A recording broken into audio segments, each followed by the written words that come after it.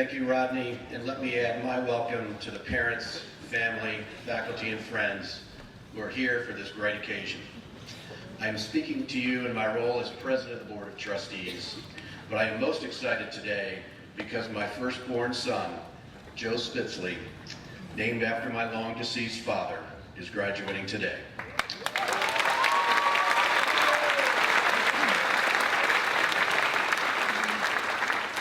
It is pretty special that I will be able to hand Joe and his friends their diplomas, having watched many of them literally grow up before my eyes. This is a great group of young men and women, and I can't wait to see all that they will accomplish in college and their careers beyond. Some of you will no doubt be saying today how the years just flew by. It seems like yesterday that our kids were in kindergarten or lower school or middle school. I will take the other side of this. I can't believe how long my son has been going to this school. He has been here for 15 years. 15. He entered at pre-K 3 in 2003. He is the ultimate lifer, our term here at Dwight, for someone who has been in lower, middle, and upper school. It has cost me $411,542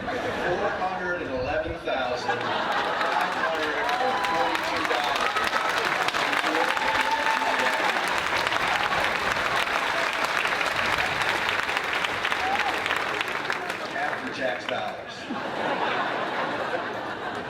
I know this because I asked Sally Martino, the school's CFO, to get me the exact figure. 3 things went through my mind when Sally told me the number. First, I wish I hadn't asked. Second, every time I look at you now, Joe, I have to admit, I'm thinking of that number.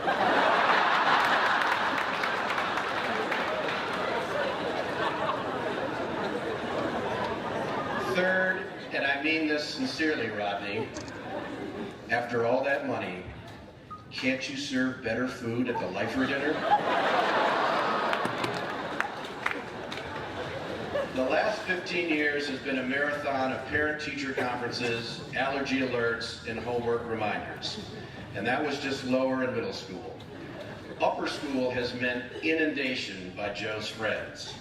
My wonderful wife Kelly and I thought it would be a cool idea if we built out a nice area in our home for Joe and his friends to hang out so they could be with us and we would never have to worry about them. What a bad idea that was. Graduates, that is what you call the law of unintended consequences. You think you are doing a good thing, but bad things come from it as well. I cannot tell you the number of times I have come down on a Saturday or Sunday morning to find Joe and his friends asleep on various couches and chairs. Teenagers with their mouths open, underwear on, blankets askew. It's not pretty, and it does smell. Joe Allgrant said I was not allowed to call any of Joe's friends by name, which is lucky for Max. And Stick, and Justin, and Lachlan, and Carl, and Lamar. Those last 2 young men, Carl and Lamar, are 2 of the nicest, well-mannered kids I have ever met.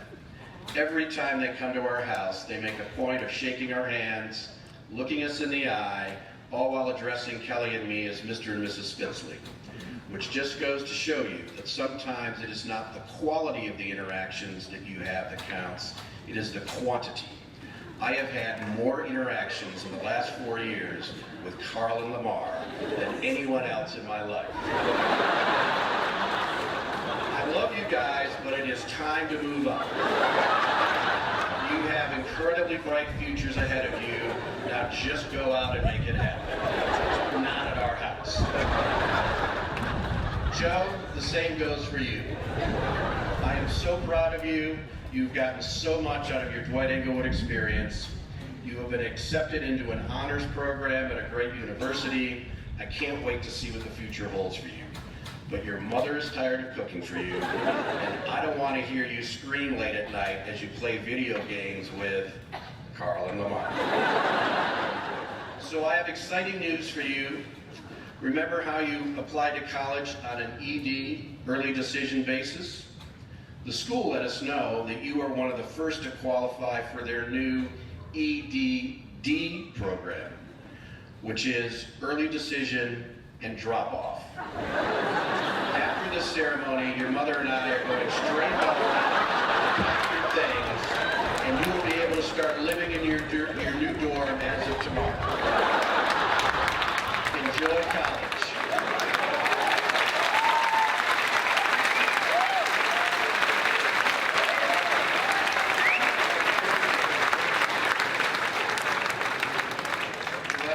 Can't keep telling jokes, I think. So I want the second half of my remarks to do two things. Thank the faculty and staff for all the hard work they have put in over the years to provide this class of 2018 with the great experience they have had. And I want to do so in a way that also provides some important life lessons for all of you graduates. After all, what is a graduation ceremony without lots of unsolicited advice? Let's go back over 12 years. When the Dwight Englewood Board of Trustees was looking for a new head of school. They made two important decisions. First, they decided that they wanted to take the school from being a good school, maybe even a very good school, and transform it into a great school, one that would be the clear equal of any school in New York City or New Jersey. Second, to accomplish this, they recruited Rodney DeJarnay to give up his senior position at St. Paul School Bucolic, New Hampshire, and move his family to the wilds of Englewood. Time doesn't permit a full rundown on what Rodney has accomplished, but it is nothing short of a full transformation of this institution, from the business and operations side of the school and our facilities, to the pedagogy and curriculum, and the culture of giving and fundraising that now exists. Rodney did not do this alone, of course. His entire senior leadership team is new, from school principals Joe Algrant, Kathy Christoph and Kim Lewis, to advancement head Pat Boyd, CFO Sally Martino, and head of operations Mike Burns. And there are so many others that deserve to be named. Rodney has provided the vision, and he leads by example in the tireless effort he puts in his constant desire to improve all aspects of the Dwight Englewood experience. But let's focus on the faculty, because without their commitment and hard work, nothing would have improved. After all, graduates, it is your individual teachers, more so than the school administration and staff, that you will remember 10, 20, and 30 years from now. For all of Rodney's accomplishments, he will not be selected for a tribute at the Lifer dinner, even if the food does improve. And so it should be. It is with your day in and day out interactions with the faculty that your education occurs, that the lasting bonds are formed. Now think about all the electives you were able to choose from. They weren't here 12 years ago, and they didn't pop out of a delivery box or show up in an app. They have been the product of countless hours of thought and preparation by your faculty members in conjunction with Joe Algrant. So what is some of the life lessons that the class of 2018 can take away from this brief narrative? First, if you're going to achieve success, you need to take risks. The Dwight Board took a risk trying to compete with the schools across the river. Rodney took a big risk leaving a secure position at a prestigious school to come here to Dwight, as did his key hires, who couldn't be certain that everything would fall into place. So you need to be a prudent risk taker. Second, execution is key. You can have all the big plans and visions that you want. If you can't execute, you have nothing. Third, you can't rest on your laurels. You always need to keep pushing to get better. Think about your teachers. Many have been here teaching for years and years. Just look at them. You might assume they know everything there was about their given discipline and that all they needed to do was show up for class. But that wasn't good enough. They have risen to the challenge to keep improving, keep innovating, and they are still doing it. In light of all their hard work, let's give the faculty and staff another big round of applause.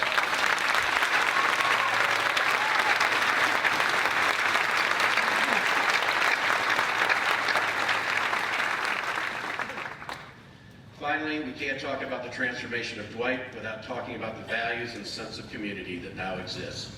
An organization's culture is the hardest thing to build, but it is the most important ingredient for sustained success and satisfaction if you can get it right. At the risk of flattering Rodney again, this is something that he has been both thoughtful and, I might say, relentless in pursuing.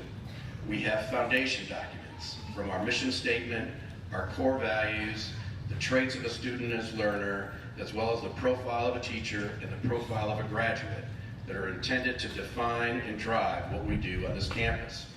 These were developed by a cross-section of faculty and staff. If we are all doing our jobs, from the Board of Trustees to the staff and faculty, to you as students and parents and families, these documents and their enumerated principles need to be our touchstone. After 8 years on the board, I have heard Rodney speaking to this enough that I know our board decisions all strive to be consistent with them, and I assume the faculty feels the same way, i.e., Rodney reminds them too often what our foundation documents say, but his technique is effective. Remember, it's all about execution. So graduates, reflect again on your experience at Dwight Englewood. Every day you walk past this large sculpture of a bulldog, and around the base of the sculpture were inscribed the values of our school: respect, honesty, judgment, community, courage, commitment. Think about the student as learner traits that were developed for your grades. Rather than just pure test results, we have asked the faculty to encourage and reward engagement, perseverance, risk-taking, collaboration, critical thinking, creativity, preparation, and organization. These traits will serve you well in college and in the working world beyond, trust me. Do your best to remember them and to continue to embrace them. You have no doubt been under pressure here at school, but I am sure you have found mentors in the faculty who have helped you deal with the pressure and the sense of community where you can see your peers as true friends who can help you with difficulties. They're not just competitors for the best grade in a class in a place in a prestigious university. So let me end by juxtaposing the community you are leaving, Dwight Englewood, with the broader community that we live in, America. But more specifically, what I believe is the caricature of America that gets portrayed in our politics and media. We are a divided country politically, but that shouldn't be a surprise to anyone. We are a large, diverse people in a rapidly changing and complex world. Of course, there are different points of view about our laws, about what our laws and institutions should be, and what path we should forge into the future. What bothers me, and I assume all of you, is the nastiness that is so prevalent in our public discourse, and not just politics. It seems that people have lost the ability to have civil discourse on everything. The online community is pretty much the exact opposite of what Dwight Englewood seeks to be. There is no respect or courage, lots of dishonesty and poor judgments. It really isn't even a community, as any of us think about that term. The mainstream media gets in on this by reporting all the outlandish behavior that occurs online. It is weird to me that this is even considered news. Conflict and negativity sell, unfortunately, and it is the trolls, the bullies, that get all the attention. The class of 2018, don't be fooled. Some people may make a living by promoting divisiveness, but this is not the real world, even if the ubiquity of negativity may make it seem that way. I have worked for 36 years with companies and governments around the world: Europe, Asia, Australia, North America. None of my clients are dedicated to negativity. The vast majority of people who are successful because they are creating something positive. People don't go to work every day shouting and screaming and tearing each other down. Maybe that works for professors on a college campus, or for wannabe political leaders or celebrities, but not for private sector companies and nonprofits. They are builders, and they hopefully will be your future employers who can provide you careers that will make the most of your talents. So what is it with the knuckleheads who have hijacked our public discourse in this country? Evidently, these people didn't walk past a large bulldog every morning, reminding them of the importance of respect. They must not have been raised by parents who taught them to treat others the way you want you yourself to be treated, to listen to others, and to try to understand their point of view. I hope you recognize that your role models won't be found online or by reading a Twitter feed. Your role models are right here in this tent. Your family, your friends, your mentors. So choose by your actions to live and work in communities that share your values, hopefully as you've learned and lived them here at Dwight. When things get tough, call up your friends or even faculty from Dwight, and remember how you face challenges without taking the low road. Have the courage to face up to those that are negative and set a better tone at your college or workplace. Be honest about what community means to you and show by your judgments and actions that you are committed to making the world a better place. Remember you are Bulldogs, and make us all as proud of you tomorrow as we are today. Thank you very much.